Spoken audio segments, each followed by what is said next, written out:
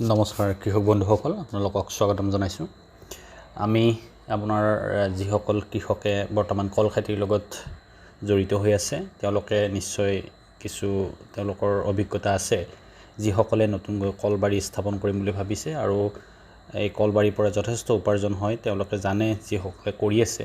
গতিকে বজাৰ দৰ আৰু চাহিদাৰ প্ৰতি লক্ষ্য ৰাখি আমি মালভোগ কল আমি নিৰ্বাচন কৰিব পাৰোঁ বা তাৰ পিছতে স্থান আছে জাহাজী কলৰ। এই দুইবিধ কল ব্যৱসায়িক ভিত্তিত খেতি কৰাৰ বাবে বাছনি কৰিব পাৰে। আৰু জাহাজী কলৰ ভিতৰত বৰ ওখ জাহাজীতকৈ চাপৰ জাহাজীবিধ নিৰ্বাচনযোগ্য হয়। আৰু ইয়াৰ উপৰিও অমৃতসাগৰ, চেনি চম্পা, মনোহৰ আৰু পুৰা কলো অন্যতম ব্যৱসায়িক ভিত্তিত কৰিব পৰা জাত। গতিকে কৃষক বন্ধুসকলে কলপুলি নিৰ্বাচনৰ ক্ষেত্ৰত কিছু কথা মনোযোগ দিব লাগে। সৰু অৱস্থাত কলপুলিৰ পাত দুবিধ দেখা যায়। এবিধৰ পাতবোৰ বহলকৈ ডাঙৰ গছৰ পাতৰ দৰে ওলায় আৰু আনবিধ পাতবোৰ মাটি কঁঠালৰ পাতৰ দৰে হয় আৰু সিহঁতৰ ঠেক হয়। গতিকে এই পিছৰবিধ পুলি ৰোৱাৰ বাবে নিৰ্বাচন কৰিব লাগে। আৰু পুলিটো ডাঙৰ হ'লে আগটো হেলনীয়াকৈ কাটি ইয়াৰ 2 কিলোগ্ৰাম ওজনমানৰ কৰি ল'ব লাগে। গতিকে 1.8 মিটাৰ আৰু 1.8 মিটাৰ হিচাপত ৰুব লাগে। মধ্যমীয়া জাতৰ ক্ষেত্ৰত 2.1 মিটাৰ আৰু ওখ জাতৰ ক্ষেত্ৰত 2.4 মিটাৰ ব্যৱধানত আপোনালোকে কলগছৰ যিবিলাক পুলি সেইবিলাক ৰুব লাগে। কৃষক বন্ধুসকলে আপোনালোকে জানে নিশ্চয়, ৰোৱাৰ সময় মাৰ্চৰ পৰা মে' মাহ। আৰু যিকোনো খেতি কৰিলে আপোনালোকৰ শস্য ৰুলে তাত সাৰ দিব লাগে। আৰু সাৰ প্ৰয়োগৰ ক্ষেত্ৰত প্ৰতিজোপা গছত 240 গ্ৰাম ইউৰিয়া আৰু 206 গ্ৰাম ছুপাৰ ফছফেট বা 550 গ্ৰাম পটাছ আৰু লগতে 12 কেজি পচন সাৰ প্ৰয়োগ কৰিব পাৰে। আৰু কল খেতিৰ ক্ষেত্ৰত বিভিন্ন ধৰণৰ পোক পৰুৱা বা বেমাৰৰ কিছুমান হয়, যিবিলাক বেমাৰ আপোনালোকে সাধাৰণ ঔষধেৰে আপোনালোকে তাক বেমাৰ আক্ৰান্তৰ পৰা ৰক্ষা কৰিব পাৰে।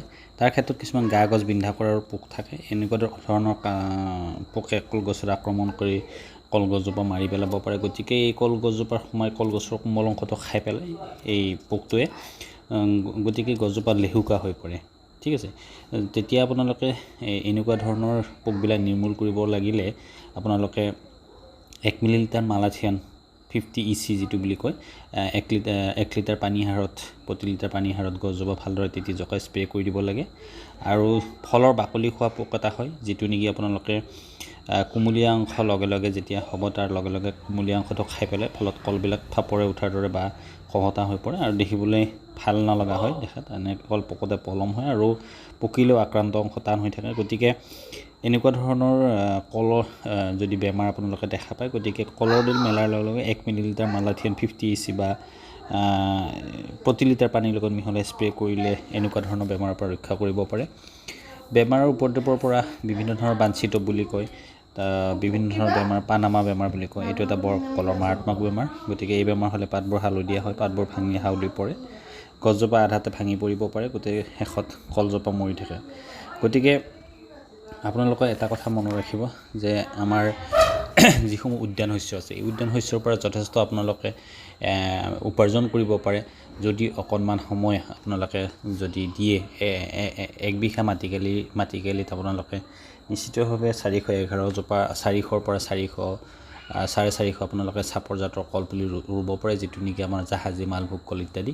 গতিকে এই কলৰ পৰা আপোনালোকে যদি প্ৰতিজোপা কলৰ পৰা যদি আপোনালোকে এথোককৈ কল পায়, আৰু তেতিয়াহ'লে যদি এথোক কলৰ দাম যদি 200 টকাকৈ হয়, তেতিয়াহ'লে 400 জোপা কলৰ পৰা আপোনালোকে নিশ্চিতভাৱে 80,000 টকা আপোনালোকে 10 মাহত আপোনালোকে উপাৰ্জন কৰিব পাৰিব। গতিকে কৃষক বন্ধুসকলে কলৰ খেতিৰ ক্ষেত্ৰত আপোনালোকে যথেষ্ট আপোনালোকে যদি ইচ্ছা কৰে, আপোনালোকে জানেই যে দৰংগিৰিত আমাৰ এছিয়াৰ ভিতৰতে সৰ্ববৃহৎ বজাৰখন আছে। গতিকে বিক্ৰীৰ কাৰণে কোনো ধৰণৰ অসুবিধাৰ প্ৰয়োজন নহয়, কাৰণ আমাক প্ৰত্যেক দিনে কলৰ প্ৰয়োজন হয় পূজা পাৰ্বণ ইত্যাদি। গতিকে কলৰ ক্ষেত্ৰত আপোনালোকে কোনো ধৰণৰ চাহিদাৰ কথা ক'বই নালাগে, চাহিদা যথেষ্ট আছে। গতিকে আমাৰ জৈৱিক সাৰ প্ৰস্তুত কৰি যদি আপোনালোকে কল উৎপাদন কৰিব পাৰে, তেতিয়াহ'লে নিৰ্দিষ্ট আপোনালোকৰ সেই বাৰীৰ পৰা নিশ্চিতভাৱে কল আপোনালোকৰ বেপাৰীয়ে লৈ যাব আৰু আপোনালোকে বহুত কষ্ট কৰাৰ প্ৰয়োজন নাই। গতিকে কল উপাৰ্জনৰ কাৰণে আপোনালোকে যথেষ্ট কষ্ট কৰিব নালাগে। কিন্তু ইহঁতৰ বেমাৰ যদি হয়, তেতিয়াহ'লে বেমাৰৰ পৰা পৰিত্ৰাণ পাবলৈ যিবিলাক ঔষধৰ নাম ক'লোঁ, সেই ঔষধসমূহ দি থাকিব বা তলৰ বন বাতবিলাক চিকুণাই থাকিব।